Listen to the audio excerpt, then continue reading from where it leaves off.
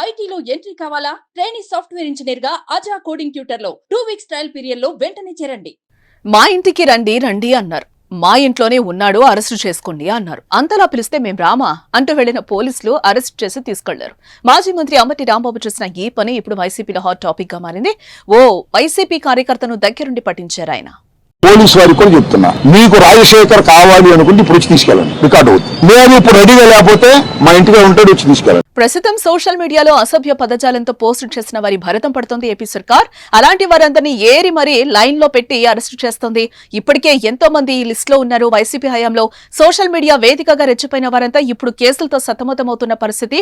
పల్నాడు జిల్లా నకరికల్లుకు చెందిన వైసీపీ కార్యకర్త రాజశేఖర్ రెడ్డి కూడా హోంమంత్రి అనితపై పోస్టులు పెట్టినట్లుగా గుర్తించి అతనిపై నూజివీడులో కేసు నమోదు చేసి కొన్ని రోజులుగా వెతుకుతున్నారు. అయితే మంగళవారం గుంటూరు జిల్లా సబ్ జైల్లో వైసీపీ సోషల్ మీడియా కార్యకర్తలను అంబటి రాంబాబు పరామర్శించారు. అనంతరం మీడియాతో మాట్లాడిన ఆయన రాజశేఖర్ రెడ్డిని వేధింపులకు గురి చేస్తున్నారని, రాజశేఖర్ రెడ్డి తన ఇంట్లో ఉంటాడని తీసుకువెళ్లాలని అన్నారు.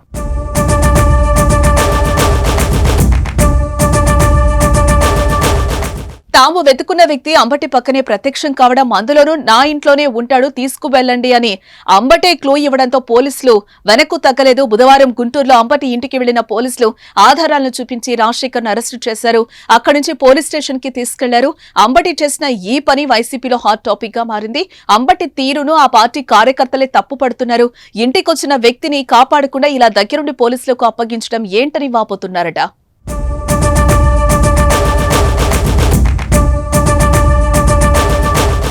మరోవైపు ఈ కేసులు ఇప్పట్లో ఆగేలా కనిపించడం అయితే లేదు. మున్ముందు మరికొందరిని కూడా పోలీసులు అరెస్టు చేసే అవకాశం ఉన్నట్లుగా తెలుస్తోంది.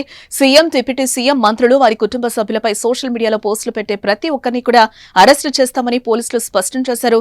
సినీ డైరెక్టర్ రామ్ గోపాల్ వర్మ, శ్రీరెడ్డిలపై కూడా కేసులు నమోదయ్యాయి. బుధవారం హైదరాబాద్ వెళ్లి విచారణకు హాజరు కావాలని రామ్ గోపాల్ వర్మకు నోటీసులు ఇచ్చారు.